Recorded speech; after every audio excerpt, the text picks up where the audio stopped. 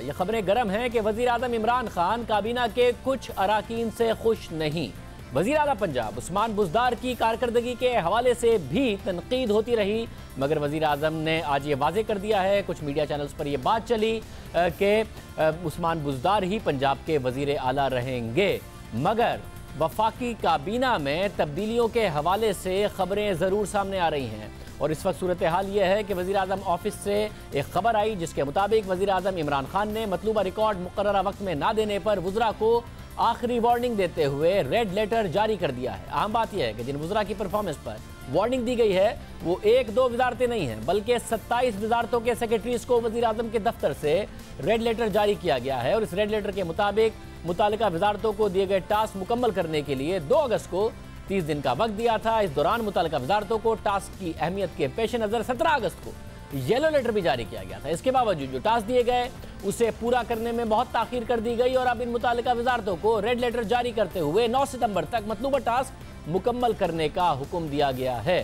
اہم بات یہ ہے کہ ریڈ لیٹر آخری وارننگ اور ناپسندیدگی کی علامت ہوتی ہے، اور وزیر اعظم آفس کے مطابق وزارتوں کی کارکردگی رپورٹ پر اثر ڈالے گی۔ کیا معاملہ ہو رہا ہے؟ ہمارے ساتھ ارشاد بھٹی صاحب موجود ہیں۔ بھٹی صاحب بہت شکریہ۔ بھٹی صاحب آپ کی بھی وزیر اعظم سے ایک تفصیلی ملاقات اسی ہفتے ہوئی ہے۔ ظاہر خبریں آتی رہتی ہیں کہ وزیر اعظم کس سے خوش ہیں کس سے نہیں ہیں، کچھ افواہیں ہوتی ہیں، کچھ بعد میں مٹیریلائز ہو جاتی ہیں۔ کس حد تک صداقت ہے اس بات میں کہ وزیر اعظم کچھ وزراء کی کارکردگی سے مطمئن نہیں ہیں اور پورٹ فولیوز بدلے جا سکتے ہیں یا واپس لیے جا سکتے ہیں کچھ وزراء سے؟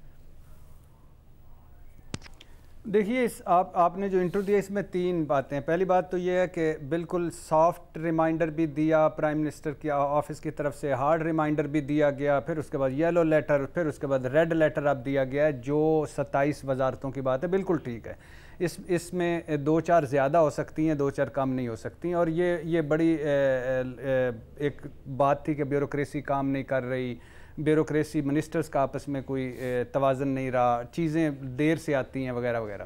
ایک دوسری بات آپ نے کی کہ فیڈرل کیبنٹ میں یہ ابھی میرا خیال سے تھوڑا سا ڈیلے اس لیے ہو گیا کہ یہ کشمیر کا ایشو اور پھر یہ UNO کی سپیچ کے بعد وزیر اعظم یہ آ کے چینج کریں گے۔ 2 آپشنز ہیں، یا جھاڑو پھرے گا یا تبدیلیاں ہوں گی، کم تبدیلیاں ہوں گی، یا جھاڑو پھرے گا یا کم تبدیلیاں ہوں گی، یہ اس ڈیپینڈ کرتا ہے۔ اور بہت سارے لوگوں سے وہ ناخوش ہیں، گینگ آف کراچی سے ناخوش ہیں، جیسے نواز شریف صاحب کے دور میں گینگ آف لاہور ہوتا تھا، اب گینگ آف کراچی ہے، اس میں سے بڑی چیزیں ہیں وہ ناخوش ہیں۔ اس کے علاوہ جو گینگ آف ان الیکٹڈ ہے، آپ دیکھیں اطلاعات ان الیکٹڈ، پیٹرولیم ان الیکٹڈ، کامرس ان الیکٹڈ، انڈسٹری ان الیکٹڈ، اور اسی طرح آگے چلیں 6 وزارتیں ہیں میرے خیال سے جو ان الیکٹڈ ہیں، وہ ایک بڑا ایشو ہے۔ یہ جو آپ کا ٹیکس معافی والا ہے، اب یہ بڑی حیرت انگیز اس کی اطلاعات آ رہی ہیں کہ یعنی بالکل کہانی پرائم منسٹر کو دوسری سنائی گئی، اور نہ انہوں نے پارلیمنٹ میں جانے دیا، وہ 9 نکاتی آرڈیننس بنا دیا،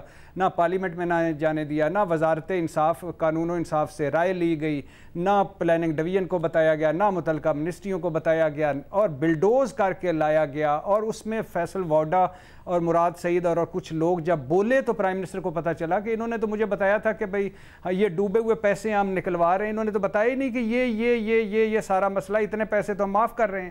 تو یہ رزاق داؤد صاحب، جمیل بابر صاحب اور چند بیوروکریٹس اور چند سیٹھوں کا گٹھ جوڑ تھا جو ہر حکومت میں ہوتا ہے۔ آپ کو اس سے پہلے شاید آپ کو پتہ ہی، آپ اس پہ کر چکے ہیں، تمباکو مافیا نے کس طرح وہ چکر چلا کے تو وہ لے لی، خود کو نواز لیا، شوگر مافیا نے کس طرح کر لیا، کاروں والوں نے کس طرح کر لیا۔ تو یہ مافیاز جو ہیں یہ گھیرے ہوئے ہیں پرائم منسٹر کو، اور پرائم منسٹر بہت ساری چیزوں پہ ابھی بھی، جب میں ملا تو میں نے ان کو پہلے یہی جب بتایا، میں نے کہا کہ جہاں چھاپے نہیں پڑ رہے وہاں روٹی جو ہے وہ 150 اونس کی 18 روپے کی ہے، باقی 16 کی بھی ہے، 14 کی بھی ہے، 500 روپے کی ادرک ہے، میں نے کہا کلو ہو گیا ہے، 100 روپے کا پیاز ہو گیا، اور میں نے کہا 180 روپے گنا کلو ہے، من ہے، اور 85 روپے کلو چینی ہو گئی ہے، کہیں کی 90 بھی مل رہی ہے، کہیں کی 80 بھی مل رہی ہے۔ تو میں نے کہا کہ یہ کیا ہے، یہ تو آپ کے اپنے لوگ ہیں، اتنا بہت سارے معاملات ہیں جہاں آپ صرف گورننس سے بہتر کر سکتے تھے۔ تو پہلے تو انہوں نے وہی کہا کہ میں نے آتے ہی اسد عمر کے کیا اسد عمر نے کھیلا، اسد عمر کو میں نے ادھر ہی جہاں تم بیٹھے ہو یہاں بیٹھ کے کہا کہ اس ملک کے سارے جو ایکچول پرابلمز ہیں وہ بتاؤ قوم کو. تو انہوں نے کہا نہیں پینک پھیل جائے گا وغیرہ وغیرہ. اور پھر اس کے بعد یعنی یہ وہ ڈیلے ہو گیا اسد عمر کے اینڈ پہ اور پھر ہو گیا. لیکن وہ کہہ رہے تھے کہ اب اگر یہ جس سچویشن سے ہم نکل چکے ہیں یہ اللہ کا شکر ہے، یہ سال جو ہے یہ معیشت کا میرا سال ہوگا اور اس سال میں ڈیلیور کر کے معیشت دوں گا. میں نے ان کو کہا بزدار کا پوچھا، میں نے کہا سر مذاق میں کیا، میں نے کہا نائس ٹو ایم کہ انہوں نے سنا. میں نے ان کو کہا کہ سر اگر آپ کہیں تو میں اس کو اپنے خرچے سے بجلی لگوا دوں گھر اس میں اور جنریٹر بھی پہنچا دوں گا. اب انہیں کہیں کہ مجھے ہمیں معافی کر دیں، ہم انہیں معاف کر دیتے ہیں. تو انہوں نے کہا وہ ایماندار آدمی. میں نے کہا سر ایماندار آدمی ڈیلیور کرنا ایک ڈیفرنس ہے، ایمانداری ڈیفرنٹ ہے. میں بڑا ایماندار آدمی ہوں، میں بڑا نیک آدمی ہوں، لیکن میں بیڈ مینیجر ہوں، برا آدمی ہوں، تو میں کیسے کر سکوں گا؟ تو انہوں نے کہا نہیں دیکھو یہ اس پہ دوبارہ ملیں گے تو یہ اس پہ اتنا یہ ہے یہ باقی وہ اس میں پنجاب کی کابینہ کے حوالے سے وہ ڈیفینیٹلی تھے. پھر وہ پولیس اصلاحات کا پوچھا. میں نے کہا کتنے مروائیں گے سر اور کتنے مریں گے ہم، اصلاح الدین کتنے مریں گے، کتنے ہم کیا کرنا چاہتے ہیں؟ اور کیا آپ نے تو قطر جب جا رہے تھے آپ نے اس کے بعد بھی 8 مہینے 11 دن ہو گئے ہیں، تو وہ اس پہ وہ کہہ رہے تھے کہ یہ اب میں یہ کروں گا. پر اب بیسیکلی پرائم منسٹر کا مسئلہ یہ ہے کہ اس وقت آپ یقین کریں کہ میں حیران ہوتا ہوں جب میں کافی عرصے بعد گیا تھا پرائم منسٹر سیکریٹریٹ، کوئی لوگ ہی وہی لوگ ہیں نواز شریف صاحب والے چہرے، کوئی چند ایک 10-12 لوگ اگر مائنس کرتے ہیں پیپلز پارٹی کے نواز لیگ کے، تو وہی لوگ وہی کلچر وہی سارا گھیرا ہوا ہے. اور ابھی وہ عجیب سا ایک بے بسی موڈ میں ہے. ظاہر ہے اوور دا ایئرز یہ بتایا نا خان صاحب نے قوم کو بھی کہ جب کپتان اچھا ہوتا ہے تو نیچے ٹیم بھی اچھا ڈیلیور کرتی ہے. جب ان پر یہ بھی تنقید ہوئی کہ آپ پرانے والے لوگوں کو لا رہے ہیں، تب بھی انہوں نے یہی کہا کہ جب میں اوپر ہوں گا تو نیچے ڈیلیور کریں گے. مگر پھر وہی بات گھوم کر آ رہی ہے کہ نیچے ٹیم اچھی نہیں ہے تو سب یہی کہہ رہے ہیں کہ جی ٹیم اچھی نہیں ہے، وہ خان صاحب کو مس گائیڈ کرتی ہے. تو خان صاحب کیوں نہیں فیصلہ کر پا رہے، کیوں ایک اچھی ٹیم نہیں بنا پا رہے؟ نہیں فیصلے پہ تو پہنچ گئے ہیں، اس میں تو کوئی شک نہیں. وہ ان 2-3 باتیں انہوں نے جو کی تھیں وہ آف دا ریکارڈ تھیں. جیسے اوصف شریف کے حوالے سے آف دا ریکارڈ تھی، زرداری صاحب ان کے حوالے سے آف دا ریکارڈ تھی. اور اسی طرح کچھ یہ کہ وزراء کے جو چیزیں تھیں اس کے حوالے سے آف دا ریکارڈ تھیں. اور انہوں نے ایک ان کی بات یہ بھی ٹھیک تھی کہ میں ایز اے پرائم منسٹر بتاؤ کہ میں نے کوئی کرپشن یا کوئی کی ہو یا میرے وزراء کا کوئی بہت بڑا کرپشن کا معاملہ آیا ہو، یا میں نے ان کو بتایا کہ یہ جو لے کے چلے گئے ہیں 4-5 مافیاز، تو وہ تو تھا. لیکن وہ تو ان کو پہنچ گئے ہیں، چیزوں پہ پہنچ گئے. مگر یہ بات وہی ہے، میں نے ان کو کہا جیسے ان کی زبان میں نے ان کو کہا کہ آپ 50 اوور کا میچ ہے سر، اس میں سے 10 اوور نکل گئے ہیں. آپ کے ان 10 اووروں میں آپ کا رن ریٹ 1.5 ہے، 3 وکٹیں بھی آپ کی گر گئی ہیں. اب آپ نے ٹارگٹ آپ کو 70 سالہ جو پچھلے آپ یہ جتنے میچز کھیلیں گے ان کا ہائی ٹارگٹ آپ نے اچیو کرنا ہے، کیونکہ آپ کے دعوے، آپ کے وعدے، آپ کے اور ان سے وابستہ توقعات وہ بہت زیادہ ہیں. تو اب اس میں آپ نے 3 سٹار بیٹسمین آؤٹ ہو گئے، اس میں سے ایک اوپنر بھی آؤٹ ہو گیا. تو اب میں نے کہا کہ اس کے بعد آپ نے اس رن ریٹ کو مینٹین کرنا ہے، ہائی ٹارگٹ پہ میچ بھی جیتنا ہے اور پھر اس کو یہ آگے بھی لے کے جانا ہے. اور بڑا مقابلہ سخت ہے. تو وہ کہہ رہے تھے کہ میں فائٹ بیک کروں گا، میں بے فکر ہو جاؤ، یہ جو اگلے 6 مہینے اس میں دیکھنا ہم کیا کر رہے ہیں.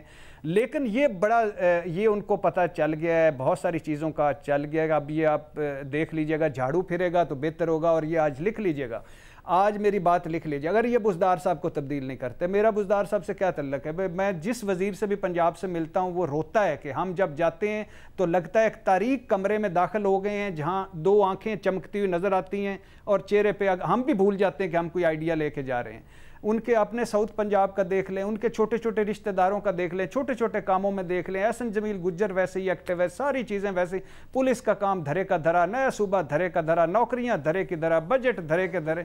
وہ فنکاروں کے وظیفے تک بند ہو گئے ہیں پنجاب میں. اور وہ ایک الحمدللہ بغیر وہ جو ایک روبوٹ قسم کا آدمی ہے وہ چلی پھری جا رہا ہے. یہ لکھ لیجئے گا. عمران خان صاحب کو میں نے ریکویسٹ بھی کی تھی، میں نے کہا آپ کی ایک اچھی بات یہ ہے کہ آپ مان جاتے ہیں بعد میں کہ جیسے مان گئے تھے کہ اچھا ہوا میں کے پی کے میں پہلا چانس चांस मिल गया, मरकज़ में मिलता तो हमने ये हो जाना। आपने मान गए कि मेरे MPs ने पैसे लिए, आप मान गए कि मुझसे गलतियाँ, या आप मान गए कि मैं इलेक्शन करवाने में, हमारे पार्टी इलेक्शन में पैसे हुए लगे, आप सारा मान। एक दिन मैंने कहा आप मानेंगे और यही मानेंगे कि मैंने बुज़दार को लाकर गलती की। और लेकिन उस वक्त जब आप मानेंगे, उस वक्त मेरे तब्दीली का ख्वाब, मैं जो जेन्युइन फील करता हूँ आपके उन शाही टब्बरों से और करके, तो वो भी ख्वाब ना, कहीं सारे ख्वाब ना बिखर चुके हों। मैंने कहा आप बाहर निकलते हैं, आप लोग पूछते हैं कि तब्दीली कैसी रही, कैसा लगा तब्दीली। मैंने उनको बताया, मैंने कहा कि नवाज शरीफ, नवाज शरीफ, मरियम नवाज, बिलावल भुट्टो मैं कभी नहीं मिला और मिलना भी नहीं चाहता, क्योंकि मुझे घुटन होती है जो उनकी बातें सुनकर, जो उनके एक्चुअल देखकर। जरदारी साहब और शहबाज शरीफ को एक एक मरतबा मिला था, दम घुटने लग गया था। लेकिन मैंने कहा फिर हमें उसी टांगे पे बिठाएंगे, उसी टांगे की सवारियों में हमें बिठाएंगे, फिर हम मरियम बिलावल में खेलेंगे, फिर स्टेटस को आएगा। ये वक्त था, इस बात का जवाब मैं। और फिर दूसरी बात मैंने उनसे जवाब दिया, उन्होंने कहा फिक्र ना करो, मैं डिलीवर करूंगा। कहा उन्होंने? डिलीवर करूंगा, मैं डिलीवर करूंगा। किस बात का? जब आपने कहा कि एक दिन आप मानेंगे बुज़दार के हवाले से, वज़ीर आला बुज़दार साहब के हवाले से, तो फिर जवाब क्या आया वज़ीर आज़म का? वज़ीर आज़म साहब ने वही समझाया, इरशाद तुम समझ नहीं रहे हो जो मैं देख रहा हूँ। मैंने कहा जो आप देख रहे हैं वो इस प्राइम मिनिस्टर सेक्रेटेरिएट में से देख रहे हैं, इसकी खिड़कियों से देख रहे हैं। जो हम देख रहे हैं, हम गलियों से देख रहे हैं, मोहल्लों से देख रहे हैं, पंजाब से देख रहे हैं। मैंने उनको कहा पंजाब में सर रखते हैं, सर रखने के लिए कंधा लोग चाह रहे हैं, बिजनेसमैन, ताजर, सड़कें, गाड़ियाँ, गंद, सारा कुछ, लेफ्ट राइट दाएं बाएं के कोई मिले जिसके आगे रोया जाए। 6 हुकूमतें वहाँ चल रही हैं पंजाब में। आपने इसका कुछ करें खुदा के लिए। ये आपने जो सारी, और फिर उनको जो मैंने कहा कि आपने नैब के कवानीन आपने मान ली, हम आपके साथ हैं। आपने ताजरों को बहुत अच्छा किया, ताजरों को हम इसको NRO कह लें, ब्यूरोक्रेसी को NRO कह लें, लेकिन बहुत अच्छा किया आपने, बिजनेस आएगा, चीज़ें बहुत आएंगी। मगर इसके बाद आप मुझे बताएं, आपका मेन एक नारा था एहतसाब। आप एहतसाब के घोड़े पर चढ़ कर आए थे। आप एक मरतबा भी नैब के साथ बैठे हैं कि भाई तुम्हारे मसाइल क्या हैं? आप एक मरतबा भी उनको आपने वाइट कॉलर क्राइम वाले वो दिए हैं? आपने एक मरतबा भी उनको अच्छे दिमाग दिए? आपने एक मरतबा भी उनको अच्छे वकील दिए? आपने उनको कैपेबिलिटी बढ़ाई हो, कैपेसिटी बढ़ाई हो? कोई इसका क्या जवाब दिया वज़ीर आज़म? बस उन्होंने कहा कि तुम कहा कि उन्होंने कहा इदारा जाती रिफॉर्म्स फाइनल हुए पड़े हैं और वो सामने आने वाली हैं। मैंने कहा क़यामत के 2 दिन पहले इशरत साहब, डॉक्टर इशरत साहब जब देंगे, उस वक्त मैं तो कम से कम अपना हिसाब दे रहा हूँ, ऊपर आपका पता नहीं, उस वक्त लेके इस ज़मीन धरती पर कर देंगे तो कर लें, आपकी मर्जी है। लेकिन मैंने कहा उस वक्त लोग होंगे। ये हम इरशाद भट्टी साहब हमारे साथ मौजूद थे। वज़ीर अपनी मुलाकात का अहवाल बता रहे थे कि क्या क्या उन्होंने तनकीद की, वज़ीर आज़म ने क्या क्या जवाब दिया। अब आज खबरें आई हैं और वो कह रहे हैं कि झाड़ू फिरने की तवक्को की जा सकती है, कि काबीना में एक झाड़ू फिरेगा। बुज़दार साहब इस वक्त सेफ नज़र आ रहे हैं, बहरहाल जो इतलात अभी तक सामने आ रही हैं। मुझे तो आप जानते ही होंगे, मेरा नाम है मिस्टर जीन। अरे अभी तक आपने जियो न्यूज का पेज लाइक नहीं किया? अरे भाई फौरन लाइक के बटन पर क्लिक करें और फॉलोइंग के मेन्यू में सी फर्स्ट पर क्लिक करना ना भूलें, ताकि आप जब भी फेसबुक पर लॉगिन करें तो जियो न्यूज हमेशा की तरह सबसे पहले न्यूज पहुंचाकर आपको बाखबर कर सके।